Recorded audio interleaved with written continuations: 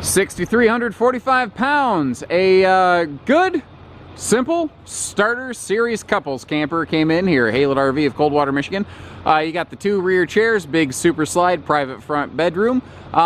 Basically what's funny is it's just the entry-level version of the camper that they swapped up to. They had a lot of good times, built a lot of good memories with it, and just decided they wanted something shaped like this, but just better, faster, stronger, newer, with fancier stuff.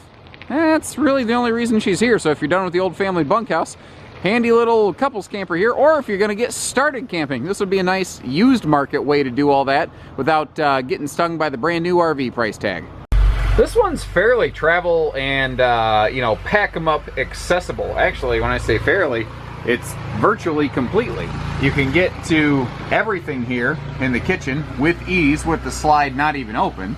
But you can also walk all the way up through to the bathroom, to the bedroom, without ever having to go, you know, outside. Now, you do have a direct bedroom entry door. That's mostly there for fire code. But the fact is, if, you know, you do want to just drop inside real quick and get something out of the bedroom or make a little quicker trip to the bathroom, you can. But overall, you are fully functional, even when the slide's closed here. Pretty cool. Now, the calling card and the big attraction here are these two rear chairs and big windows throughout that rear wall and the slide out. And it gives this thing just a ton of light, and it gives it a large, open, expansive feeling.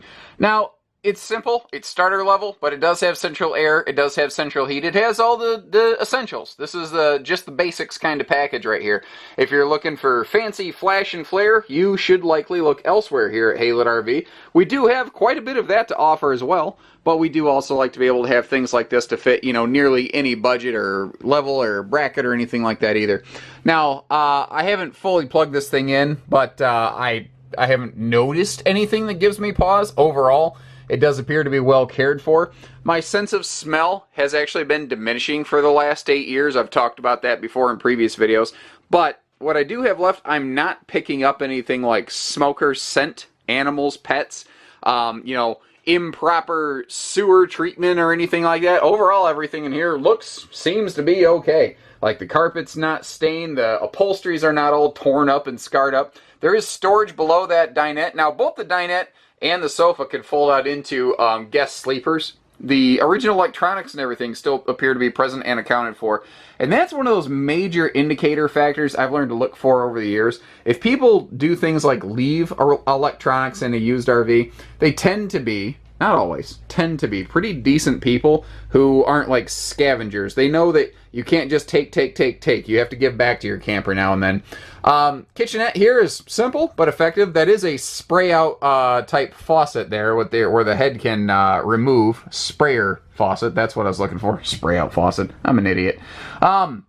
Next to the fridge, one thing I do like here, a lot of rear living rooms lack a dedicated pantry, and this one does not suffer from that deficiency. So again, simple, basic, but effective. Now, it's kind of funny because the living room here, not much has really changed in modern times in the living room. In the bathroom, though, you can see some symptoms of how things have changed and evolved over the years. This has more of a classic split private bath. Now, if you, you know, look through here, you see that you have a nice standing corner shower. And as I come around the corner, you've got a nice little place to be able to stand, brush your teeth, you know, maybe shave your face real quick, whatever, and you do have a good-sized medicine cabinet to do all of those things. But you've got more of a private-style, like, closet bathroom in here. Now, you know, this again being starter class and entry level, they did not spend one more cent from the manufacturing level than they had to in here. But at the same time, they did exactly what they had to. They just didn't overdo anything, but that's also why this is a little more budget-friendly. Now, you do have a sliding privacy door up here for the bedroom.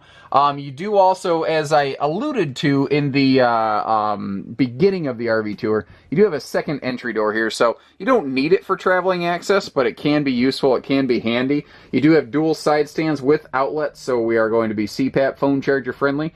And I like how we have that extra tall hanging closet. And notice how there's no sharp corners. A lot of folks look specifically for that. This is raised extra high up here. It meant that they had to diminish the overhead cabinet height a little bit, but it also meant that if you sit up in bed at night, or if you sit all the way up in bed, you're not going to clock your head anything.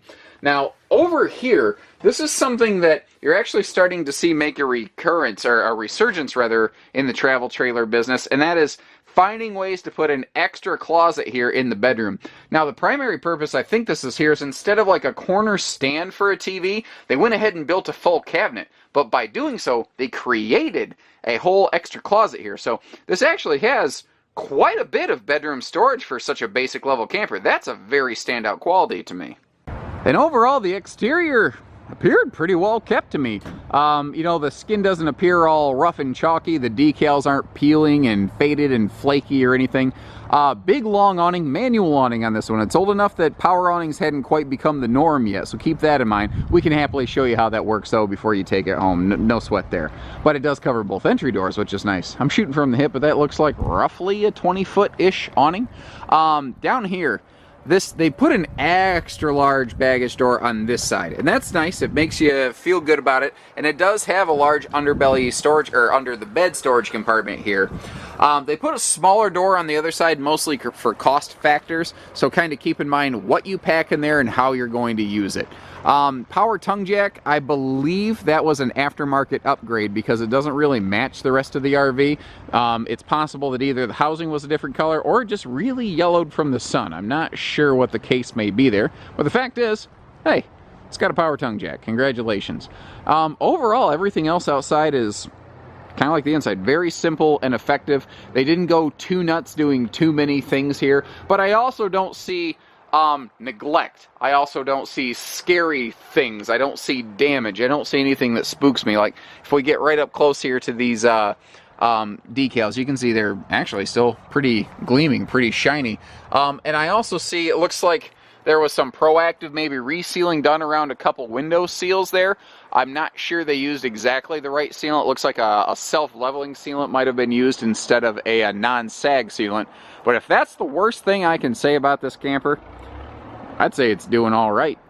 Spare tire doesn't look like it's ever really seen the light of day. The tires that are on it, I don't see any scary, like, irregular wear patterns or weather checking or anything like that. That being said, they do appear to be the original tires. So that's something to keep in mind. And that's the kind of stuff we don't mind sharing with you here at Haylett RV. A lot of places are never going to talk about the age of tires because they don't want to scare a buyer off or anything like that.